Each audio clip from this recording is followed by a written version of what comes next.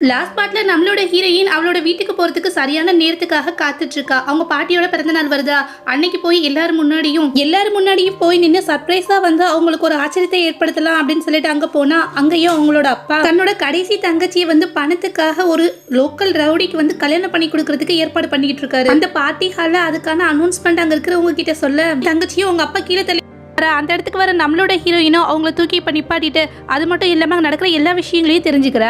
தன்னுடைய தங்கச்சியை வந்து சமாதானப்படுத்த அங்க நின்றுட்டு இருக்க பாட்டியோ, இத்தனை வருஷமா வந்து நீ ஓடி போனதுனால இந்த கிராமத்துல இருக்கக்கூடிய எல்லாரும் எவ்வளவு தப்பா பேசிட்டாங்க தெரியுமா அப்படின்னு சொல்லிட்டு அவளை திட்டிட்டு இருக்காங்க. அவளோ கிட்டத்தட்ட இந்த 7 வருஷத்துல நீங்க எல்லாமே மாறி இருப்பீங்கன்னு நினைச்சேன், ஆனா கொஞ்சம் கூட வந்து மாறவே இல்லை, அதே மாதிரி தான் இருக்கீங்க. அவங்க பாட்டியோ, நீ போட்டுட்டு இருக்க ட்ரெஸ்ஸும் நகையும் வந்து ரொம்ப காஸ்ட்லியா இருக்கு, இதுல இருந்தே தெரியுது நீ வந்து தப்பானவ, அதனாலதான் கிராமத்துல இருக்கிறவங்க இந்த மாதிரி எல்லாம் பேசிருக்காங்க அப்படின்னு என்ன பத்தி தப்பா பேசுறதுக்கு எதுவுமே கிடையாது. நான் படிச்சு ஒரு பெரிய கம்பெனில ஒர்க் பண்ணிட்டு இருக்கேன், அது மட்டும் இல்லாம அந்த கம்பெனியோட சிஇஓவை சீக்கிரமாவே கல்யாணம் பண்ணிக்க போறேன், அதுக்கு பிரசண்டா தான் இந்த ட்ரெஸ் நெக்லஸ் எல்லாமே அவர் எனக்கு கொடுத்தது அப்படின்னு சொல்ல, பாட்டியோ வேகமா ஓடி போய் அவ கையில இருக்கக்கூடிய ஒரு நெக்லஸ் வந்து பிடுங்கிக்கிறாங்க. என் பேரனுக்கு வந்து கல்யாணம் நடக்க போது, அவனுக்கு டவரி கொடுக்கறதுக்கு இது அப்படின்னு சொல்ல, நம்ம ஹீரோயினுக்கும் இப்ப கோவம் வந்துட்டு தன்னுடைய அம்மாவையும் தங்கச்சியும் அந்த இடத்துல இருந்து கூப்பிட்டு போறதுக்கு ட்ரை பண்றாளா. அந்த இடத்துக்கு அவளோட பிரதரை கல்யாணம் பண்ணிக்கக்கூடிய பொண்ணு வாரா. நம்மளுடைய கல்யாணத்துக்கான டவரியை நீங்க ரெடி பண்ணிட்டீங்களா, சப்போஸ் ரெடி பண்ணல அப்படின்னா நம்மளுடைய கல்யாணமே நடக்காது அப்படின்னு சொல்லிட்டு இருக்க, அவனும் தன்னுடைய கடைசி தங்கச்சியை காமிச்சிட்டு, இவளுக்கு இங்க இருக்கக்கூடிய ஒரு லோக்கல் ரவுடியோட கல்யாணம் நடக்க போகுது, அதுக்கு பரிசா அவன் 1.5 லட்சம் ரூபாய் எங்களுக்கு பணம் தர போறான், அதை நான் நம்ம கல்யாணத்துக்காக யூஸ் பண்ணிக்குவேன்னு சொல்ல, அந்த லோக்கல் ரவுடியா அந்த பணத்தை எடுத்து காமிக்கிறானா. அந்த பாட்டிமா வேகமா அதை புடுங்கி தாங்கிட்டு வச்சுக்கிறாங்க.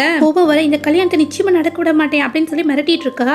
இதெல்லாம் கேட்டுட்டு இருக்க அந்த ரவுடிக்கோ வந்து கோவம் வந்துருது. உடனே போன் பண்ணி தனக்கு தெரிஞ்ச ஒருத்தரை கூப்பிட, அவரோ வந்து 4 அடியாளோட அந்த இடத்துக்கு வந்துடுறாரு. யாரடா இங்க கல்யாணத்தை நிறுத்துறது, யாரு வாங்க என் முன்னாடி அப்படின்னு சொல்ல, நம்மளோட ஹீரோயின் கல்யாணம் பண்ணிக்கக்கூடிய ஃபியான்சியோட கம்பெனியும் அந்த கம்பெனியோட சிஇஓ அவரோ அப்படின்றத சொல்ல, அவரும் ஷாக்கா போய் நிக்க, பிரதரை கல்யாணம் பண்ணிக்கக்கூடிய பொண்ணும் அப்படின்னு அதுக்கான ப்ரூஃப் எதையாவது காமி அப்படின்னு சொல்லிட்டு இருக்கா.